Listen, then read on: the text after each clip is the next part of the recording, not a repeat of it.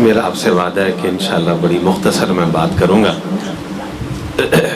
لیکن بات کرنے سے قبل میری یہ درخواست اور گزارش ہے کہ جتنے بھی احباب ہیں جو بزرگ اور بیمار ہیں وہ رہنے دے، باقی تمام احباب ایک بار کھڑے ہو، جتنا میرے قریب آ سکتے ہیں قریب آ جائے، باہر والے ساتھی بھی کھڑے ہو کے اندر آ جائیں، کھڑے ہو کے میرے ساتھ، جزاکم اللہ خیر۔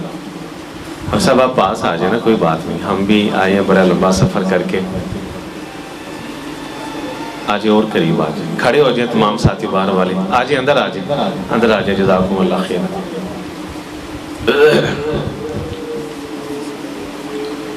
آ جائیں اندر، آ جائیں میرا بھائی۔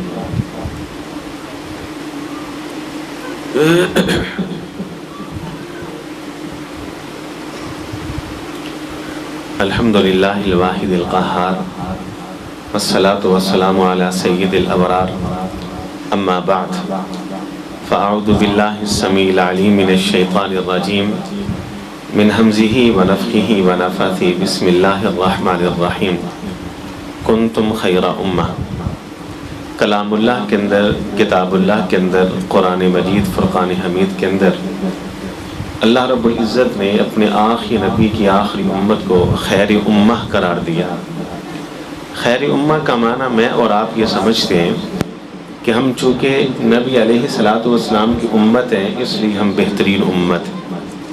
خیر امہ کا یہ معنی یہ نامکمل ہے، ادھورا ہے اور ناقص۔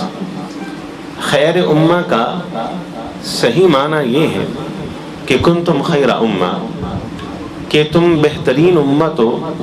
اس کا مطلب یہ ہے کہ امت محمد پوری دنیا پہ نظر دوڑا، مشرق مغرب کو دیکھ، جنوب شمال کو دیکھ، پوری دنیا کے اندر جتنے بھی ادیان ہیں، جتنے مذاہب ہیں، جتنی تہذیبیں، جتنے کلچر ہیں، جتنی قومیں، پوری دنیا کے ادیان کو پڑھ، پوری دنیا کے مذاہب کو پڑھ، پوری دنیا کے کلچرز کو پڑھ، پوری دنیا کے اقوام کے حالات کو پڑھ، پھر اس کے بعد اپنے آپ کو دیکھ، کنتم خیر امہ، پوری دنیا کے ادیان میں سے بہترین دین تیرے پاس، پوری دنیا کے مذاہب میں سے بہترین مذہب تیرے پاس، پوری دنیا کی تہذیبوں میں سے بہترین تہذیب تیرے پاس، پوری دنیا کے عقائد میں سے بہترین عقیدہ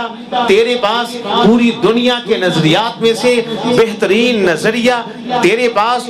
کنتم خیر امہ کا معنی یہ ہے کہ امت محمد جو کچھ تیرے پاس ہے دنیا کی کسی قوم کے پاس ہے ہی نہیں، کسی کے پاس نہیں۔ اور یہ بات بالکل حقیقت ہے۔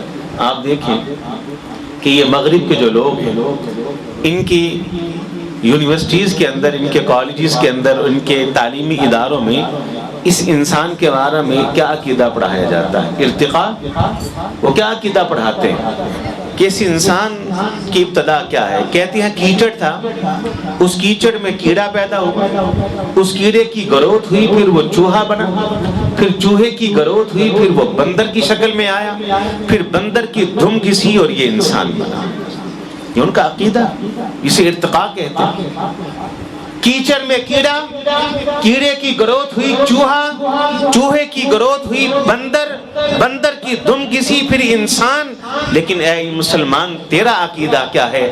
خلقتہ بیدی، کیچڑ میں کیڑا نہیں، کیڑے سے چوہا نہیں، چوہے سے بندر نہیں، بندر سے انسان نہیں، خلقتہ بیدی، یہ انسان وہ ہے جسے اللہ نے اپنے ہاتھ سے پیدا کیا۔ کنتم خیر امہ کا جو تیرے پاس عقیدہ ہے نا، وہ کس کی کے پاس ہے؟ بلکہ اللہ تعالیٰ نے قرآن مجید کے اندر جو بات ارشاد فرمائی ہے وہ ہے والتین والزیتون وطور سینین وہذا البلد الامین لقد خلقنا الانسان فی احسن تقویم۔ تین کی قسم، زیتون کی قسم، طور سینا کی قسم، اور اس امن والے شہر یعنی مکہ کی قسم۔ چار قسمیں اٹھانے کے بعد مالک کہتے ہیں لقد خلقنا الانسان فی احسن تقویم، میں نے انسان کو احسن تقویم میں پیدا کیا ہے، بہترین ڈھانچے میں۔ احسن تقویم کیا ہے؟ احسن تقویم کس کو کہتے ہیں؟ احسن تقویم ایک چیلنج، اللہ کا چیلنج۔ وہ چیلنج کیا ہے کہ لقد خلقنا الانسان فی احسن تقویم، پانی کے قطرے سے میں نے علقہ بنایا، علقہ سے مضغہ بنایا، مضغہ کے بعد میں نے اس کی ہڈیوں پر گوشت چڑھایا۔ اے انسان، تیرے سر کے بالوں سے لے کر پاؤں کے تلوے تک یہ سارا وجود میں نے اپنے ہاتھ سے ڈیزائن کیا ہے۔ ساری کائنات مل کر بھی چاہے تو اس سے بہتر ڈیزائن بنا ہی نہیں سکتی۔ اللہ کے ہاتھ کا شاہکار۔ کچھ دیر کوشش کریں، اکٹھے ہو جائیں انسان، یہ ڈیزائن جو اللہ نے دیا نا اس میں چینج کریں۔ آنکھیں ہیں 2 ہیں 3 کر کے دیکھیں، یا 1 کر لیں، یا ان آنکھوں کو تھوڑا اوپر کر لیں یا تھوڑا نیچے کر لیں۔ ناک ہے تھوڑی سی اوپر لے جائیں، دائیں لے جائیں بائیں لے جائیں۔ ہونٹ ہیں ان کو ذرا تھوڑا چینج کریں، تھوڑا بڑا کر دیں، 3 ہونٹ کر دیں۔ دانت ہیں، دانتوں کو ذرا تھوڑا آگے پیچھے کریں۔ چہرہ تھوڑا چہرہ چینج کریں، بازو 2 ہیں 3 کر لیں، 1 پیچھے کو لگا دیں 1 آگے کو لگا دیں، یا دونوں بازو ایک طرف کر دیں۔ پیٹ ہے اس پیٹ میں تبدیلی کریں، ٹانگوں میں تبدیلی کریں۔ اللہ کی قسم لائیے جو بھی تبدیلی کر لیں آپ ہنسی کا ایک نمونہ تو بن سکتے ہیں، اس سے زیادہ خوبصورت نہیں دکھ سکتے۔ تو کیا عقیدہ وہ پڑھاتے اور یہ مسلمان کیا عقیدہ رکھتے؟ اللہ اکبر۔ یہ معنی ہے کنتم خیر امہ، کہ تو بہترین امت ہے، جو تیرے پاس ہے وہ کسی کے پاس نہیں۔ وہ کیا کہتے ہیں؟ وہ کیا کہتے ہیں اس دنیا کے بارے میں؟ دنیا کیسے معرض وجود میں آئی؟ ایک دھماکہ ہوا، کسی نے کچھ کہا، کسی نے کچھ کہا، کسی نے کہا پہاڑوں کے وجود، اس کا وجود ایسے ہوا، صحرا کا وجود ایسے ہوا۔ لیکن ہم مسلمان کے عقیدہ رکھتے ہیں سبح اسم ربک الاعلی الذی خلق فسوی۔ اللہ کہتے ہیں تسبیح بیان کر اپنے رب کے نام کی جو اعلیٰ ہے، الذی خلق، جس نے ہر چیز کو پیدا کیا، محض پیدا نہیں کیا، فسوی، دنیا کی ہر چیز کا تسویہ بھی کیا۔ یہ سوا کیا ہے؟ اللہ کہتے ہیں میں خالق نہیں ہوں، میں مسوی بھی ہوں۔ الذی خلق فسوی، میں نے محض چیزوں کو جہان کو پیدا نہیں کیا، بلکہ میں نے فسوی، ایک مسوی کی حیثیت سے ہر چیز کا تسویہ بھی کیا ہے۔ تسویہ کیا ہے میں سمجھاتا ہوں۔ اب یوں سمجھیے، الذی خلق، سب سے پہلے پہاڑوں کو لے، اللہ کہتے ہیں میں نے پہاڑوں کو پیدا کیا، فسوا، پھر میں نے پہاڑوں کا تسویہ بھی کیا۔ تسویہ کیا ہے؟ پہاڑوں کو زمین کے جس حصے میں ہونا چاہیے تھا اسی حصے میں رکھا، جتنے پھیلاؤ میں ہونا چاہیے تھا اتنے پھیلاؤ میں رکھا، جتنی بلندی پہ ہونا چاہیے تھا اتنی بلندی پہ رکھا۔ جن پہاڑوں کے اوپر باغات اور جنگلات ہونے چاہیے تھے ان پہاڑوں کے اوپر باغات اور جنگلات کو رکھا۔ جن پہاڑوں کے اوپر برف ہونی چاہیے تھی وہاں برف کو برسایا۔ جن پہاڑوں کو خشک ہونا چاہیے تھا ان کو خشک رکھا۔ الذی خلق، میں نے صحرا کو پیدا کیا، محض پیدا نہیں کیا، فسوا، میں نے صحرا کا تسویہ بھی کیا۔ تسویہ کیا ہے؟ صحرا کو زمین کے جس حصے میں ہونا چاہیے تھا اسی حصے میں رکھا، جتنے پھیلاؤ میں ہونا چاہیے تھا اتنے پھیلاؤ میں رکھا، جتنی وسعت میں ہونا چاہیے تھا اتنی وسعت کے اندر رکھا۔ الذی خلق، میں نے سمندر کو پیدا کیا، فسوا، محض پیدا نہیں کیا، سمندر کا تسویہ بھی کیا۔ تسویہ کیا ہے؟ سمندر کو زمین کے جس حصے میں ہونا چاہیے تھا اسی حصے میں رکھا، جتنی گہرائی میں ہونا چاہیے تھا اتنی گہرائی کے اندر رکھا، اور جس مخلوق کو سمندر میں ہونا چاہیے تھا سمندر کے اندر اسی مخلوق کو رکھا۔ ہم کہتے ہیں الذی خلق فسوا، یہ سارا جہان ہمارے رب کی تخلیق ہے۔ فسوا، اس نے ہر چیز کو پیدا کیا، اس کا تسویہ بھی کر دیا۔ سبحان اللہ۔ کنتم خیر امہ، اللہ کہتے تو بہترین امت ہے، جو تیرے پاس ہے وہ دنیا کی کسی قوم کے پاس نہیں۔ آپ کو ایک مزے کی بات بتاتا ہوں، آپ کو یہ بات سن کے یقیناً لذت آئے گی اور مزہ آئے گا۔ یہ جو ناقدین ہے نا، ناقدین سے مراد کفار کا وہ گروہ جو ہر وقت بیٹھا ہے، پروپیگنڈے کر رہا ہے، سازشیں کر رہا ہے، اسلام کے خلاف منفی پروپیگنڈے کر رہا ہے، اسلام کے خوبصورت چہرے کو بدنما چہرہ بنا کے دکھائی دیتے ہیں، کبھی دہشت گرد کتاب ایسی، قرآن ایسا، وہ بھی سر پکڑ کے بیٹھے ہیں، سر پکڑ کے بیٹھے ہیں۔ پتہ کس بات پہ؟ سر پکڑ کے بیٹھے اور وہ ماننے کے اوپر تیار. انہوں نے اقوام عالم کی تاریخ کو پڑھا ہے, ان کے ماضی کو پڑھا ہے, مشارق اور مغارب کو پڑھا ہے, جنوب اور شمال کو پڑھا ہے. فلاں علاقے میں فلاں قوم آباد تھی, ان کی پوری تاریخ ان کے پاس موجود ہے. ان کی عورتیں کیسی, ان کے مرد کیسے, فلاں علاقے میں فلاں ملک میں فلاں قومیں آباد تھیں, ان کی ہسٹری موجود ہے, ان کی تہذیب, ان کا کلچر, ان کی عورتیں موجود ہیں. وہ ماننے کے اوپر تیار ہیں کہ ہم نے اقوام عالم کی تاریخ کو پڑھا ہے, اقوام عالم کے ماضی کو پڑھا ہے. ساری دنیا کی اقوام میں سے بہترین کردار کے مرد اور بہترین کردار کی عورتیں اگر کسی قوم کے پاس موجود ہے تو مسلمانوں کے پاس موجود ہے. کہتے ہیں کہ ہمیں ایسا کردار دنیا کے نقشے کے اوپر کسی قوم کے پاس ملا نہیں جو کردار مسلمان مردوں کے پاس ہے. سبحان اللہ. کنتم خیر امہ, تم بہترین امت ہو. اور پھر وہ لکھتے ہیں کہ ہم نے جب تاریخ عالم کو پڑھا ہے اور تواریخ کو پڑھا ہے, اقوام عالم کے حالات کو پڑھا ہے, تو ہم اس نتیجے پر پہنچے ہیں کہ بہترین کردار کے مرد اور بہترین کردار کی عورتیں اگر کسی قوم کے پاس موجود ہیں تو مسلمانوں کے پاس موجود ہے, جن کا نام ہے صحابہ کرام اور صحابیات. پھر تابعین اور تبع تابعین. کہتے ہیں یہ جو سلسلہ مسلمانوں کا چل رہا ہے, ہمیں آج تک ایسا کردار, ایسا عمل کسی قوم کے اندر ملا نہیں. پھر اور پریشانی ان کے اوپر پتہ کون سی؟ وہ کہتے ہیں کہ ہم نے تو پچھلی کئی دہائیوں سے بڑے حملے کیے, سوشل میڈیا, نیٹ, گندگی ان کے گھروں کے اندر داخل کی, ان کی جیبوں کے اندر داخل کی, ان کی تنہائیوں کو ناپاک کیا. بڑی حد تک ہم کامیاب ہوئے, یہ بے راہ روی کا شکار ہوئے. ایسے ایسے کیسز مسلمانوں کے ہیں کہ اللہ کی قسم الامان والحفیظ, کہ کسی نے بہن کی عزت کو تار تار کر دیا, کسی نے ماں کے ساتھ منہ کالا کر دیا.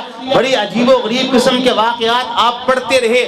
کہتے ہیں کہ تمام تر حملوں کے باوجود, تمام تر پروپیگنڈوں کے باوجود, ہر قسم کی گندگی مسلمانوں کے اوپر تھوپنے کے باوجود, اس گئے گزرے دور کے اندر بھی بہترین کردار کے مرد اور بہترین کردار کی عورتیں اگر ہمیں کسی قوم کے اندر ملی تو مسلمانوں کے اندر ہی ملی. کسی قوم کے پاس نہیں ہے, ہمارے پاس الحمدللہ. آج بھی با کردار اور با عمل عورتیں اگر کسی قوم کے پاس ہے تو مسلمانوں کے پاس ہے, جن کی حیا کی گواہیاں آسمان کا سورج و چاند بھی دیتا ہے. بہترین کردار کے مرد اگر کسی قوم کے پاس موجود ہیں تو وہی مسلمانوں کے پاس موجود ہے. یہ معنی ہے کنتم خیر امہ, کہ تم ہر اعتبار سے بہتر ہو. اب آپ مجھے یہ بتائیں, یہاں جو بات فکر کی ہے, ذرا دل پہ ہاتھ رکھ کے مجھے یہ جواب دیں کہ وہ قومیں, ذرا غور کریں, مغرب کی وہ قومیں کہ جن کی فیوریٹ ڈش, جن کا پسندیدہ کھانا پگ میٹ, خنزیر کا گوشت ہے, اور وہ قومیں کہ جن کے ٹیبل کے اوپر پانی سے زیادہ شراب پی جاتی, اور وہ قومیں کہ جن کے بستروں کے اوپر روزانہ حرام کی اولادیں پیدا ہوتی. وہ جو بدترین عقیدے کے مالک, وہ جو بدترین کردار کے مالک, وہ جو بدترین کریکٹر کے مالک, کیا وجہ ہے کہ آج دنیا کا نظام ان کے ہاتھ میں, معیشت ان کے کنٹرول میں, سیاست ان کے کنٹرول میں, اقتدار ان کے کنٹرول میں. جب چاہتے ہیں جس ملک میں چاہتے ہیں معاشی بحران پیدا کر دیتے ہیں, جب چاہتے ہیں جس ملک میں چاہتے ہیں سیاسی بحران پیدا کر دیتے ہیں, جب چاہتے ہیں جس ملک کے اندر چاہتے ہیں کہ عجیب قسم کا ماحول پیدا کر دیتے ہیں. صاحب عقل و فہم ہے, آپ اچھی طرح سے جانتے ہیں کیا کچھ نہیں ہو رہا اسلامی ممالک کے ساتھ, اور کیا کچھ نہیں کیا انہوں نے ماضی کے اندر. کیا وجہ میں آپ کو بتاتا ہوں. اس کی وجہ یہ ہے کہ آپ پورے اسلامک ورلڈ کو, معذرت کے ساتھ میں ایک طالب علم ہوں اور میری گفتگو طالب علمانہ ہوتی ہے, پورے ملک میں آتے جاتی ہیں, دن رات سفر میں رہتے ہیں, گفتگو ہماری طالب علمانہ ہوتی ہے. حافظ صاحب کہہ رہے تھے کہ ہماری گفتگو سے اکثر لوگ ناراض اور نالا رہتے ہیں, ہم ان سے معذرت چاہتے ہیں. ہم سے وہ گفتگو ہوتی نہیں کہ جس میں ایسی مٹھاس ہو کہ آپ سبحان اللہ کہہ کے گھروں کو چلے جائیں اور ہم لوگ جو ہے وہ داد لے کر اپنے گھروں میں جا کے سو جائیں. ہم سے گفتگو وہ ہوتی ہے کہ نبض پہ ہاتھ رکھ کے جو بیماری امت کی ہے وہ بتا دیں, اس کا علاج بتا دیں. پورے اسلام اسلامک ورلڈ کو اکٹھا کریں، پوری دنیا کے مسلمانوں کو جمع کریں، اور پورا اسلامک ورلڈ آپ کو دو جگہوں پہ مل سکتا ہے، شہر مکہ میں اور شہر مدینہ میں۔ ماہ رمضان میں گئے تھے، وہاں دے کے آئے، پورے اسلامک ورلڈ کو اکٹھا کریں تو اللہ کی قسم پوری دنیا کے مسلمانوں میں ان کی تعداد زیادہ ہے کہ جن کو سادہ قرآن پڑھنا نہیں آتا، ناظرہ نہیں آتا، وہ تعداد زیادہ ہے، ان کو الگ کرتے ہیں۔ پھر پوری دنیا کے مسلمانوں میں جن کو ناظرہ قرآن پڑھنا آتا ہے ان کو اکٹھا کریں تو ان کی تعداد زیادہ ہے کہ جن کو ترجمہ نہیں آتا، جن کو ترجمہ آتا ہے نا ان کو لے لیں تو ان کی تعداد زیادہ ہے، جن کو معنی مفہوم تفسیر نہیں آتی ان کو بھی الگ کرتے ہیں۔ پھر جن کو معنی آتا ہے، مفہوم آتا ہے، تفسیر آتی ہے، ان کو لیں تو ان کی تعداد زیادہ ہے جو اس کے مطابق عمل نہیں کرتے۔ پھر پوری دنیا کے اندر وہ مسلمان کہ جن کو قرآن مجید ناظرہ بھی آتا ہے، وہ مسلمان کہ جن کو قرآن مجید کا ترجمہ بھی آتا ہے، وہ مسلمان کہ جن کو قرآن مجید کا معنی مفہوم اور تفسیر بھی آتی ہے، وہ مسلمان جو اس کے مطابق عمل بھی کرتے ہیں، وہ مٹھی بھر آپ کو ملیں گے پوری دنیا کے مسلمان۔ تو پھر ماننا پڑے گا کہ وہ لوگ جو خنزیر کا گوشت کھاتے ہیں، جو شراب پیتے ہیں، جو حرام کی اولادیں پیدا کر رہے ہیں، جو بدترین عقیدے کے مالک ہیں، کیوں اللہ نے ان کو دنیا کا نظام دیا ہے؟ یہ مسلمان سویا ہوا ہے۔ اللہ نے کہا کنتم خیر امہ، تو بہترین امت ہے، جو کچھ تیرے پاس ہے دنیا کی کسی قوم کے پاس نہیں ہے۔ کنتم خیر امہ، میری اور آپ کی حالت یہ اس بادشاہ کی طرح ہے کہ جس بادشاہ کے گلے کے اندر قیمتی جوہرات اور موتیوں کا ہار ہو، اس کے سامنے ایک فقیر اور سائل آ جائے تو اس کے گلے کے اندر عام پتھروں کا ہار ہو، اور یہ بادشاہ کہے کہ کاش یہ ہیرے جواہرات کا ہار یہ لے لے اور پتھروں کا ہار مجھ کو دے دے۔ ہم نے یہ کیا، قرآن کو چھوڑا ہے، ان کے پیچھے پڑے، مغرب کے لوگوں کے پیچھے۔ پر آ جائیے ذرا آج کی اس تقریب کے حوالے سے، مسجد کے حوالے سے۔ کنتم خیر امہ، اللہ کہتے ہیں کہ تو نے، میں نے بہترین مسجد جیسا عظیم تحفہ اللہ نے مسلمانوں کو دیا، مسلمانوں کو۔ ہم نے مسجد سے اس کا مقام اور مرتبہ چھین لیا۔ آپ کیا سمجھتے ہیں؟ لوگ کہتے ہیں مسجد نبوی وہ ہے کہ جہاں علوم پڑھائے گئے، یہی سنا نا آپ کہ مسجد نبوی کے اندر کیا ہوا؟ علوم پڑھائے گئے۔ یہ بات نامکمل، ناقص۔ مسجد نبوی کے اندر علوم پڑھائے نہیں گئے، بلکہ تاریخ اس بات کی گواہ ہے کہ مسجد نبوی یہ وہ مرکز ہے جہاں علوم بنائے گئے، جہاں علوم بنے، جہاں ایجادات ہوگا۔ آج دنیا کے اندر جتنی بھی ترقی آپ کو نظر آتی، جتنا بھی علم کا فیض آپ کو نظر آتا ہے، جتنی ٹیکنالوجی آپ کو نظر آتی، تحقیق کریں، ماضی میں جائیں، اس کا مرکز وہ مسجد نبوی ہے، اور اس کے موجد اور بانی وہ محمد الرسول اللہ صلی اللہ علیہ وسلم۔ نعرہ تکبیر، شان مصطفیٰ، عظمت مصطفیٰ۔ بات سن لیں، بات سن لیں۔ مسجد نبوی وہ ہے جہاں علوم بنائے گئے، جہاں ایجادات ہوئی، وہاں کے موجود محمد علیہ السلام ہے۔ آج ہم نے مسجد سے اس کا مقام اور مرتبہ چھین لیا۔ آپ سیرت کا مطالعہ کریں، ایک طالب علم کی حیثیت جب ہم سیرت کو پڑھتے، کتاب و سنت اور قرآن و حدیث کا مطالعہ کرتے تو ہم بڑے حیران ہو جاتے ہیں کہ اس دور کے اندر، جس دور میں مسلمان دنیا پہ غالب اور عروج تھا، اس دور کے اندر مسلمان اس مسجد کو کیا حیثیت دیتا تھا۔ قسم خدا کی، مجھ سے قبل تبسم صاحب بڑی کمال کی بات کر رہے تھے کہ وہ دور تھا کہ اس دور کے اندر مسلمانوں کا سپریم کورٹ مسجد ہوا کرتا تھا۔ یہ مسجد کو سپریم کورٹ کی حیثیت حاصل تھی کہ بے شمار مقدمات ایسی ہیں کہ جن کی سماعت اللہ کے رسول نے مسجد کے اندر کی ہے، اور بے شمار کیسز ایسی اور مقدمات ایسے ہیں کہ جن کا فیصلہ اللہ کے رسول نے مسجد کے اندر سنایا ہے۔ بے شمار ایسی مقدمات۔ یہ مسجد نبوی اللہ کے رسول کے زمانے کے اندر مسلمانوں کا میرج حال بھی تھا، مسلمانوں کی شادی اور نکاح کہاں ہوتی تھی؟ اور ہندو اپنی شادی مندر کے اندر کرتا ہے، سکھ اپنی شادی گردوارے کے اندر کرتا ہے، اور یہودی اپنی شادی اپنی عبادت گاہوں کے اندر کرتا ہے۔ یہ مسلمان جس کو کلچر ہی ہے دیا گیا تھا کہ فجعلوها فی المساجد، اعلان کرو کہ میں نکاح کرنے جا رہا ہوں، نکاح کا اہتمام مسجدوں کے اندر کرو۔ یہ مسجد جو مسلمان کا میرج حال تھا، آج اس کی شادیوں کا جو حال ہے وہ میری آپ کی نگاہوں کے سامنے۔ نکاح کا موقع ہوتا ہے، خدا کی قسم اٹھا کے کہتا ہوں، معلوم یہ ہوتا ہے کہ نکاح نہیں لگتا ہے کوئی مقابلہ حسن ہونے کے لیے جا کے۔ شادی حال کا جو ماحول میرے اور آپ کی نگاہوں کے سامنے چھپا تو نہیں، کیسے غیرت کا جنازہ نکل گیا، کیسے حیا کے جنازے نکال دیے گئے۔ آج مسلمانوں نے مسجد سے اس کا مقام اور مرتبہ چھوڑا ہے۔ یہ مسجد اللہ کے رسول کے زمانے کے اندر اسٹیٹ گیسٹ ہاؤس، سرکاری مہمان خانہ بھی ہوا کرتا تھا۔ اللہ، جتنے سرکاری مہمان آتے تھے ان کو کہاں ٹھہرایا جاتا ہے؟ شیخ محترم کی آپ بیان سنیں، نجران کے عیسائی وہ کون تھے؟ وہ سرکاری مہمان تھے، وہ حکومت کے مہمان تھے، اور ان کو کہاں ٹھہرایا گیا؟ انہیں مسجد کے اندر ٹھہرایا گیا۔ یہ اسٹیٹ گیسٹ ہاؤس میں تھا، اور یہ مسجد مسلمانوں کے دور کے اندر، عروج کے دور کے اندر، یہ مسلمانوں کا GHQ جنرل ہیڈ کوارٹر بھی تھا۔ ساری جنگی پلاننگ مسجد کے اندر ہوا کرتی تھی۔ کون سا لشکر کہاں جائے گا، کیا جنگی مہم ہے، کیا ٹارگیٹ ہے، ساری پلاننگ مسجد میں ہوا کرتی تھی۔ یہ مسجد مسلمانوں کے لیے ایک ماسکر کی حیثیت میں رکھتا تھا کہ مسلمان اپنی جنگی ٹریننگ مسجد کے اندر کیا کرتے تھے۔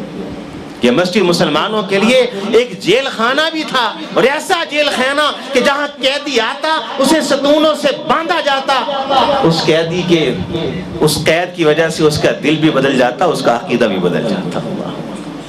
لیکن ہم نے کیا کیا؟ ہم نے مسجد کے مقابلے کے اندر سینما گھر بنائے، ہم نے تھیٹر بنائے، ہم نے برائی کے اڈے بنائے، ہم نے شیطان کے اڈے بنائے، ہم نے میرج ہال بنائے، ان کو آباد کیا۔ اللہ نے مسلمان سے عزت و وقار کو چھین لیا، کفار کی جھولی میں ڈال دی۔ مسلمان جب عروج پہ تھا مسجد بناتا تھا، مسلمان جب عروج پہ تھا اس کا رخ مسجد کے اندر ہوتا تھا۔ ہم حیران ہو جاتے ہیں اللہ کی قسم جب ہم سیرت کو پڑھتے ہیں۔ نبی علیہ الصلوۃ والسلام سفر کا آغاز کیا تو مسجد سے، سفر سے واپس پلٹے تو مسجد میں، سورج کو گرہن لگا تو مسجد میں، چاند کو گرہن لگا تو مسجد میں، آسمان پہ بدلی کا ٹکڑا آیا، ہوائیں چلی، طوفان آیا تو آپ مسجد میں، فجر کا وقت ہے مسجد میں، ظہر کا وقت ہے مسجد میں، عصر کا مغرب کا وقت ہے مسجد میں، عشاء کا وقت ہے مسجد میں، مسجد مسجد مسجد، جب بھی کوئی مسئلہ ہوا مسجد میں، اذان دو، سب کو اکٹھا کرو۔ آج کا مسلمان فجر کی اذان یہ بستر کے اوپر، ظہر کی نماز کاروبار کے اندر، عصر کی نماز فیکٹری کارخانے کے اندر، مغرب عشاء کی نماز یہ گھر میں ٹیلی ویژن کے سامنے۔ مسلمان مسجد سے دور ہوا، اللہ نے اس سے رحمت کو دور کر دیا۔ یہ نبی تو بڑھاپے کے عالم میں، بیماری کے عالم میں، پیرانہ ساری کے عالم میں، چلنے کی سکت جسم کے اندر نہیں، پاؤں زمین پر ٹھہرانے کی طاقت آپ کے اندر موجود نہیں ہے، دو آدمیوں کا سہارا لے کر جانب مسجد جا رہے ہیں۔ ایک کتاب ہے میرے پاس، اس کتاب کا نام ہے عرب کا چاند، عرب کا چاند۔ اس میں پابندی ہے، بیان ہے یہ کتاب۔ اس کتاب کو لکھنے والا نا ایک ہندو ہے، لکشمن پرساد اس کا نام ہے، ہندوستان کا رہنے والا تھا۔ 16 سال کی عمر میں اس نے کتاب لکھی اور 24 سال کی عمر میں اسے قتل کر دیا۔ لکشمن پرساد اس کا نام ہے، اس نے کتاب لکھی عرب کا چاند۔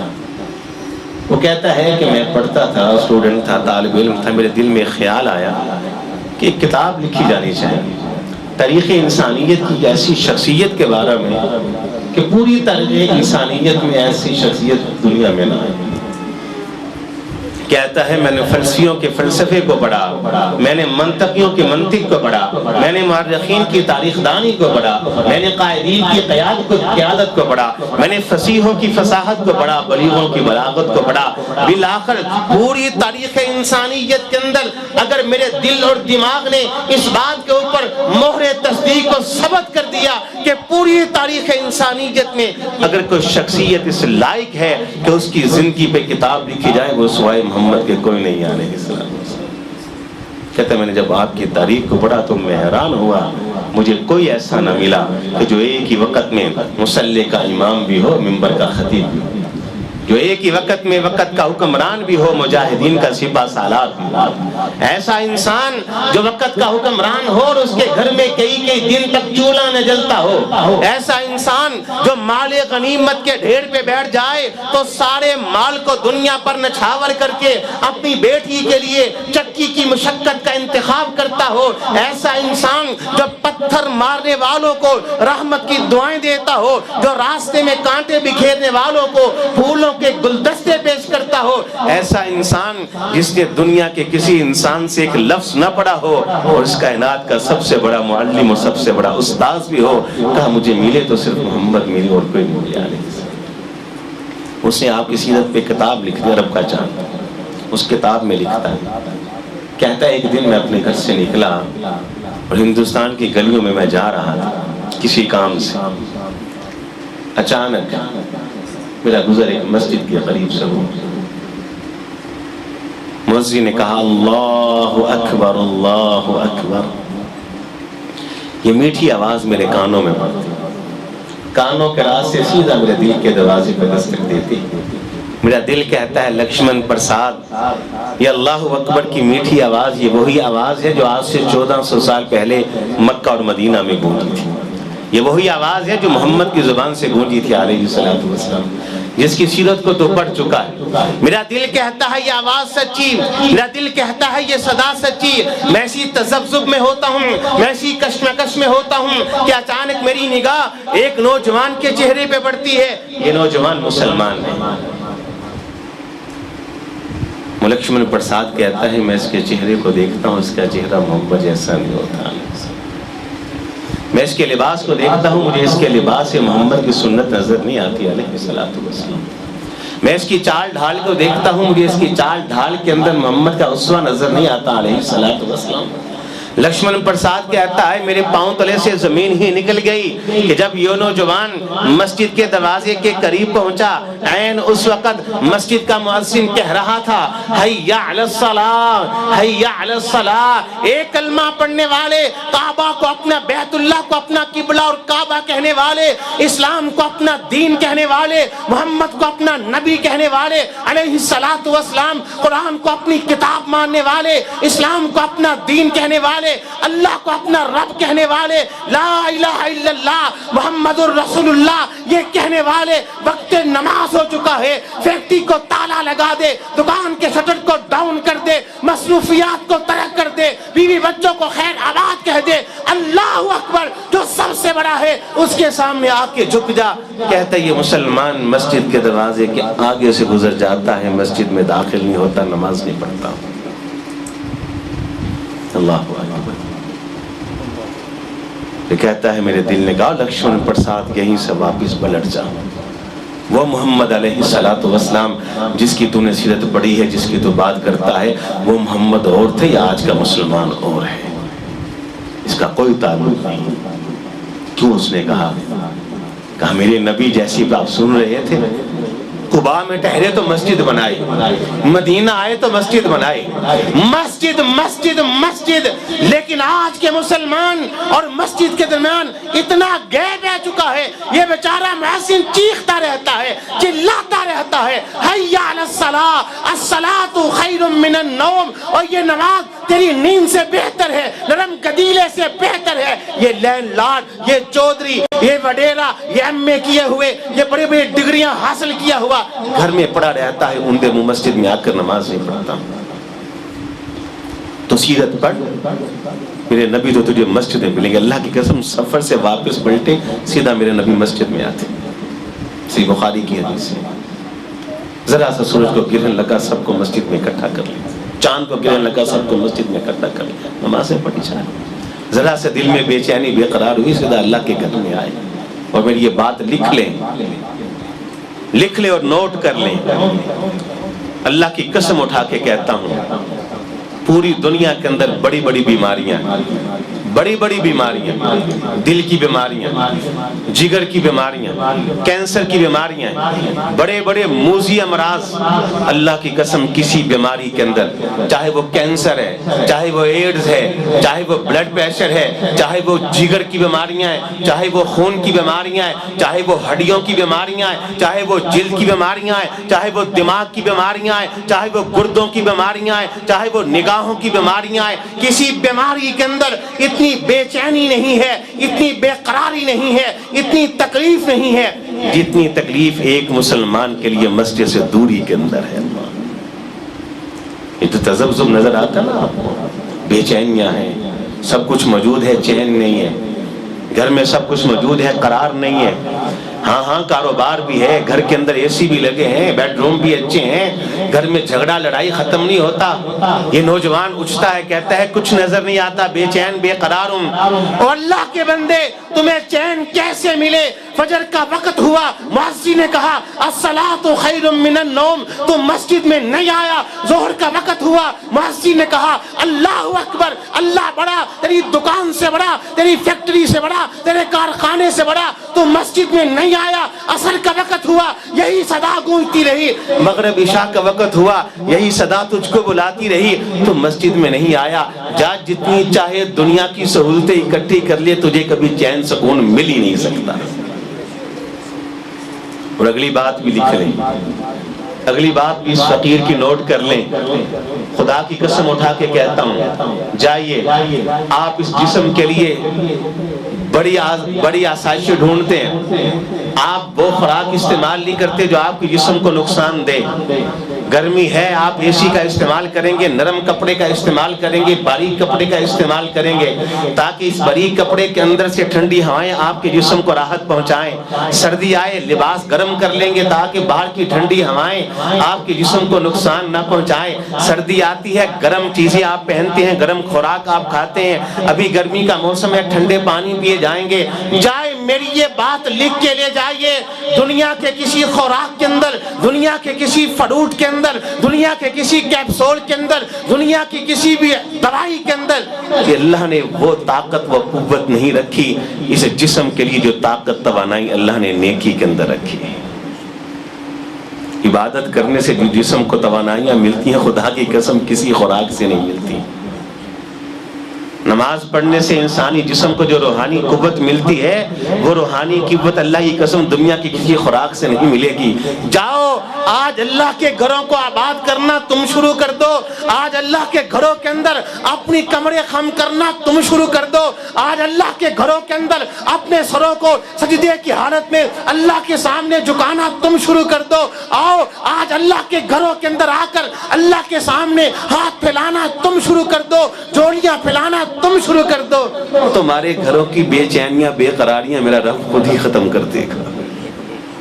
میں نے عرض کی نا، ذرا سی بے چینی ہوتی اللہ کے رسول مسجد میں آتے، ذرا سا غم پہنچتا مسجد میں آتے، ذرا سی آہٹ محسوس ہوتی آپ مسجد کا رخ کرتے۔ اس سے بڑھ کر اور کا مسجد سے تعلق ہوگا کہ سفر کے تھکاوٹ دور ہوتی ہے، اللہ کے رسول کی مسجد میں آ کر 2 رکعت پڑھ کے فارغ ہو جاتی ہے۔ لیکن آج کے مسلمان کا مسجد کے ساتھ کچھ تعلق نہیں رہا۔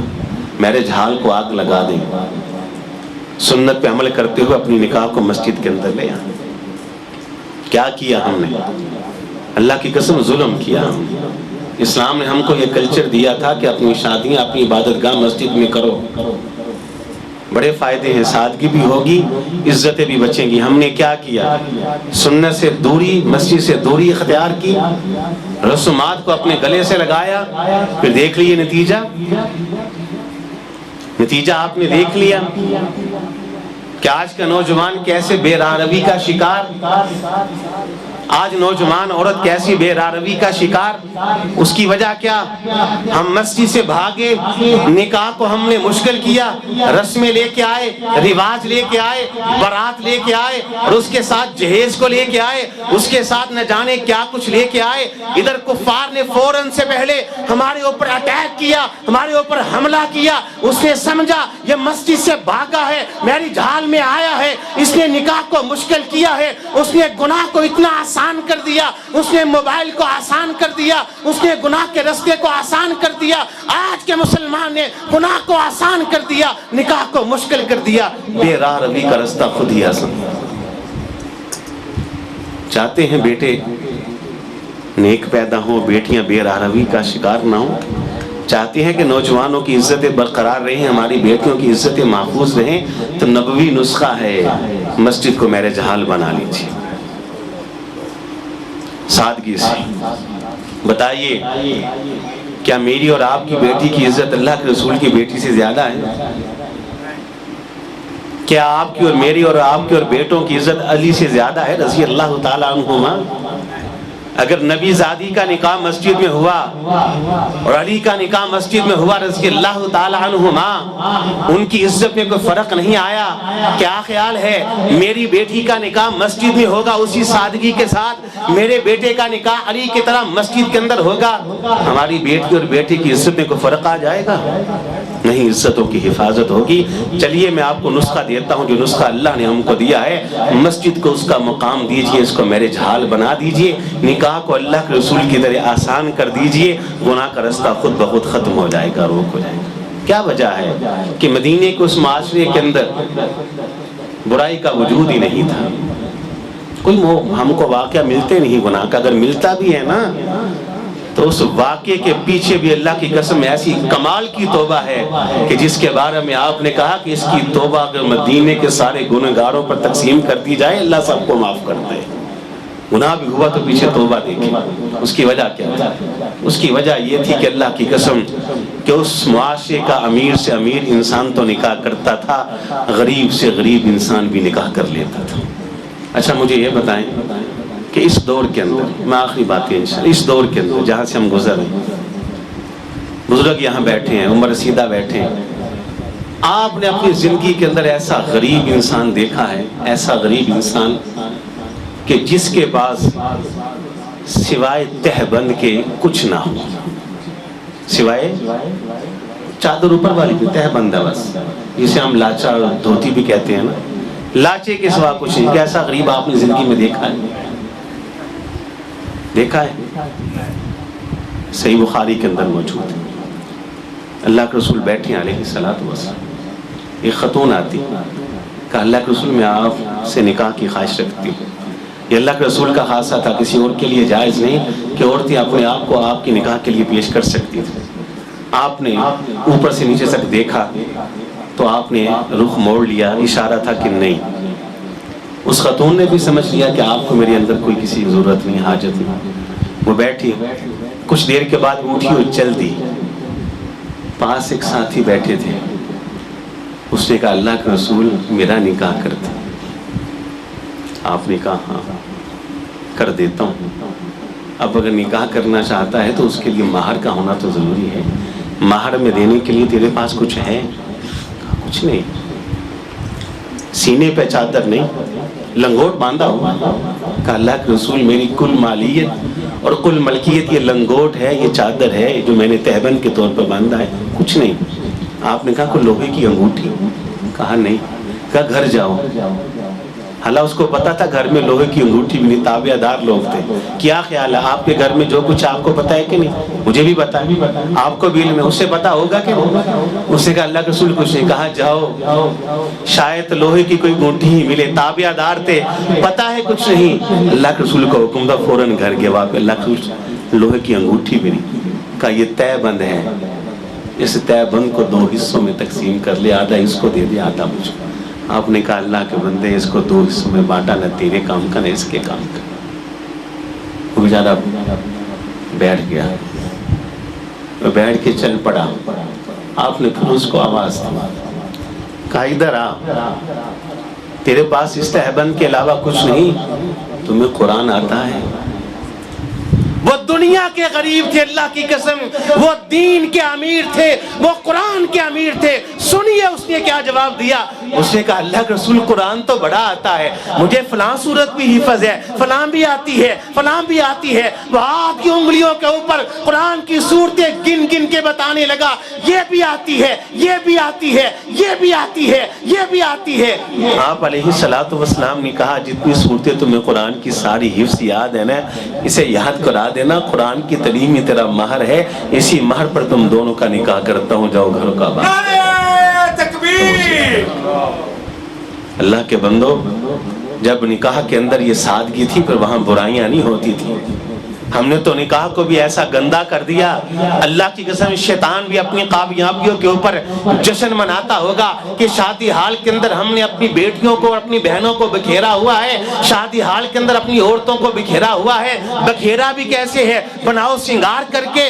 اللہ کے بندو کون ہے؟ کسی کا نام عائشہ، کسی کا نام فاطمہ، کسی کا نام خنسا، کسی کا نام مریم، کسی کا نام زینب، کسی کا نام رقیہ، اور جو نوجوان ان کا نام کیا؟ کوئی عبداللہ، کوئی عبد الرحمن، کوئی ابو بکر، کوئی عمر، کوئی عثمان، کوئی علی، کوئی حسن، کوئی حسین کو اٹھتا ہوا دیکھ رہا ہے، کوئی چلتا ہوا دیکھ رہا ہے۔ میں تو کہا کرتا ہوں جس طرح آج کا ایک انسان نئی دکان بنا کے اس کی نمود و نمائش کرتا ہے، نئی گاڑی خریدے اس کو نمود و نمائش کرتا ہے، نیا کاروبار بنگلہ بنائے اس کی نمود و نمائش کرتا ہے، بالکل اسی طرح نکاح کے موقع کے اوپر ہم اپنی بیٹیوں کی نمود و نمائش کرتے ہیں۔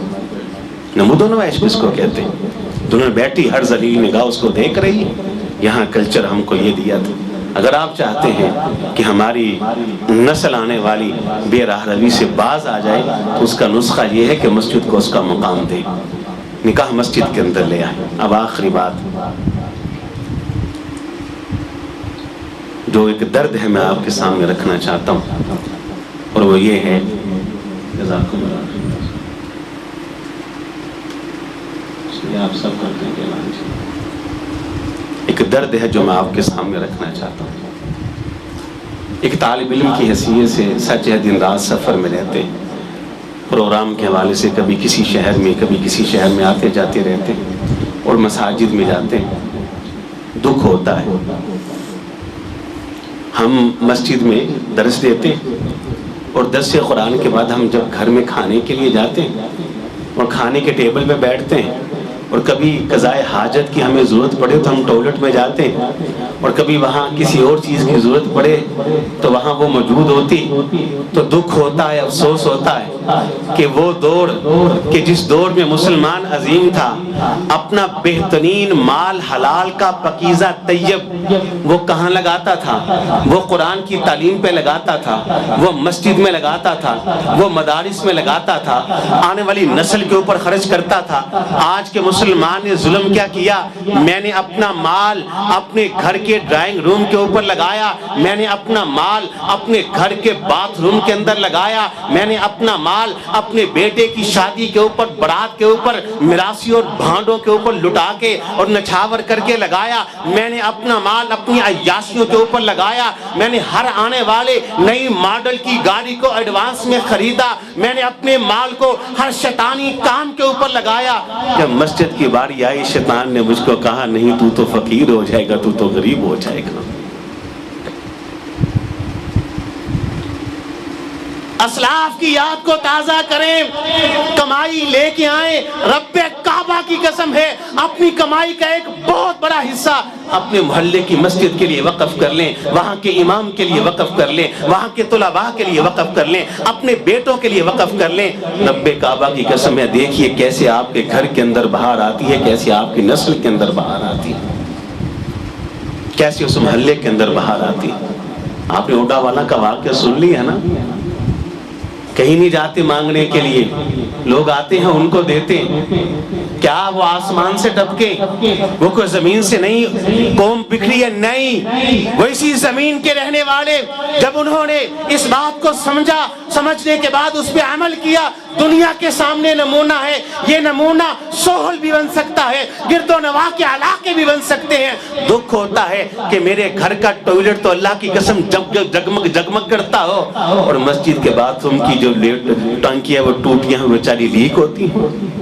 اور مسجد سے اعلان ہوتا ہو کہ مسجد کا بل نہیں دیا جا رہا، مسجد یہاں بن رہی ہے، اعلان کسی اور شہر میں ہو رہا ہو؟ نہیں، مسجد میں جتنے نمازی ہیں مجھے بتائیں، ہر نمازی نے اپنے گھر 5 مرلے 10 مرلے کا گھر بنایا ہے کہ نہیں؟ اکیلا چلاتا ہے؟ ساری عمر چلاتا ہے کہ نہیں؟ جتنے نمازی ہوتے ہیں اکیلے اپنے گھر کو چلا رہے ہیں، اپنی فیملی کو، بیٹوں کو، پوتوں کو، نسلوں کو چلا رہے ہیں، اور اتنے نمازی اکٹھے ہو کے اللہ کے گھر نہیں چلا سکتے؟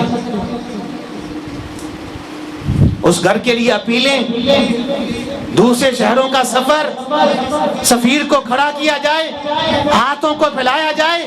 نہیں، اللہ کی قسم یہ اللہ کے گھر کے آداب کے خلاف ہے۔ میدان عمل کے اندر نکلیے، میرے گھر کا باتھ روم بعد میں، میرے گھر کا ڈرائنگ روم بعد میں، کہ سنت ہے اللہ کے رسول کی، آپ نے اپنا گھر بعد میں تعمیر کیا، پہلے اللہ کا گھر بنایا ہے۔ اللہ کے گھر کو پہلے تعمیر کریں۔ تو انشاءاللہ یہ باتیں کڑوی ضرور ہیں، عمل کریں گے نا انشاءاللہ الرحمن اس کے اوپر۔ میں بہت ساری باتیں اپنے ذہن میں خیال کر کے آیا تھا، لیکن میں نے آپ کا کافی وقت لے لیا ہے، اور وعدہ ہی میں نے آپ سے کیا تھا مختصر بات کروں گا، پھر بھی لمبی ہو گئی۔ تو اللہ تعالیٰ سے اس دعا کے ساتھ اپنی بات و خط پر مکمل کرتا ہوں کہ مالک تیرے اس فقیر اور گنہگار بندے نے جو باتیں کی وہ آپ کی توفیق اور آپ کی مدد سے کی، اس میں جو حق اور سچ ہے سمجھ کے عمل کی توفیق عطا فرما، اور جو غلطی اور کوتاہی ہے درگزر کرتے ہوئے اصلاح کی توفیق عطا فرما۔ وآخر دعوانا الحمدللہ رب العالمین۔